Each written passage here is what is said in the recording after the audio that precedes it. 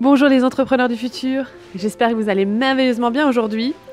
Aujourd'hui, j'ai fait une belle rencontre de Baptiste Langearet, qui est selon moi un entrepreneur du futur, mais il ne le sait pas encore, je vous assure. Il a un état d'esprit et une façon de vivre le business qui, pour moi, correspond totalement aux valeurs que nous partageons tous. Et le mieux dans tout ça, c'est qu'il ne se rend même pas compte.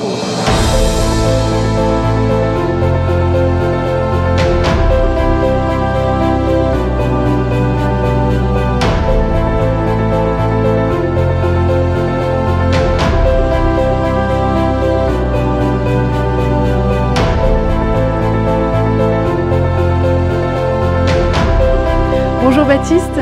Bonjour. Merci beaucoup d'accepter de faire cette petite interview. Avec plaisir, par curiosité, disons. C'est la première pour toi? Exactement. Oh, il y a un début à tout, hein. Oui. Ouais. Alors, Baptiste, dis-nous un petit peu qui tu es et ce que tu fais. Moi je suis serrurier métallier, c'est-à-dire que je travaille le métal. J'ai 23 ans, ça va faire 8 ans que j'exerce mon métier, on va dire passion en partie. Et voilà, donc j'ai décroché plusieurs diplômes, du CAP au BP, et je vise à aller jusqu'au DMA, on va dire, en passant par la voie, on va dire, pratique.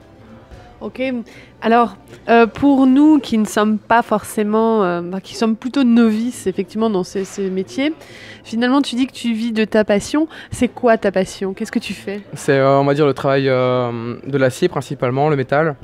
Après je travaille dans différents secteurs d'activité, que ce soit bien industriel ou du particulier. C'est un domaine, je pense que c'est l'un des métiers les plus larges et, au niveau manuel, enfin de mon point de vue. Ouais.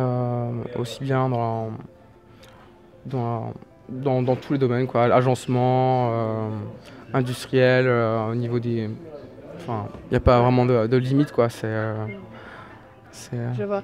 Mais moi, ce qui m'intéresse le plus, en tout cas ce qui m'a intéressé le plus quand j'ai discuté avec toi tout à l'heure, c'est la partie finalement perso que tu fais de cet art, parce que finalement tu es un artiste avec le métal et l'acier.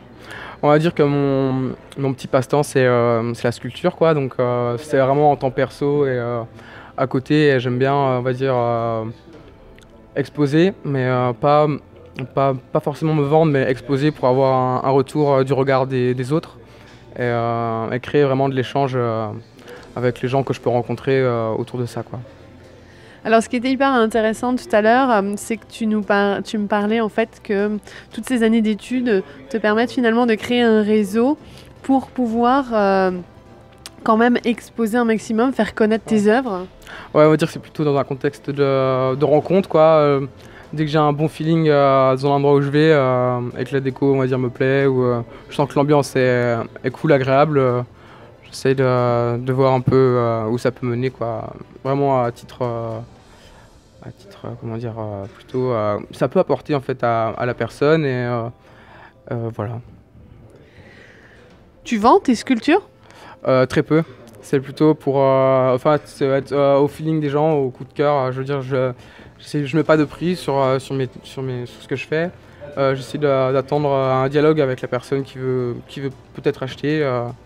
C'est tout, quoi. C'est ou vraiment au feeling, quoi. Si je sens pas la personne, je vais pas forcément vouloir faire un échange commercial, quoi. Pourquoi tu exposes alors? Pour avoir on va dire un retour de goût, savoir ce que je peux apporter à mon travail et comment je peux le faire évoluer pour que ça plaise ou que moi ça me plaise encore plus avec des... Je sais pas, j'étais pas très couleur au début et on m'a proposé de rajouter des touches et j'ai essayé de faire évoluer un peu comment dire, les endroits où j'expose avec ce que je fais, c'est-à-dire essayer de transformer un peu mes créations par rapport à ça, quoi. Et tu me disais tout à l'heure que tu programmes pas forcément les expos, que tu vas un peu plus au culot. Redis-moi un petit peu l'anecdote que tu m'as racontée. Bah là, à Toulouse, c'était chez un tatoueur. Je suis rentré une première fois dans le shop en tant que visiteur et la seconde fois que je suis allé avec une pièce et c'était vraiment très sympa d'échanger comme ça. Enfin, faut que ça soit spontané, quoi. Faut pas forcément préparer quelque chose.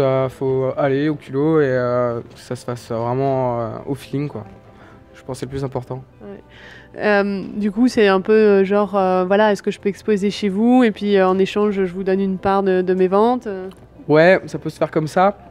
Mais en fait, donc j'ai proposé qu'il prenne une part. Il m'a dit non, il n'y a pas de problème. Moi, c'est pour moi, ça me fait plaisir. Et du coup, c'est d'autant plus spontané que ça se fasse comme ça. Enfin, sans forcément, la personne n'attend forcément rien en retour. Moi, j'attends rien non plus en retour. Donc, il me dit c'est libre.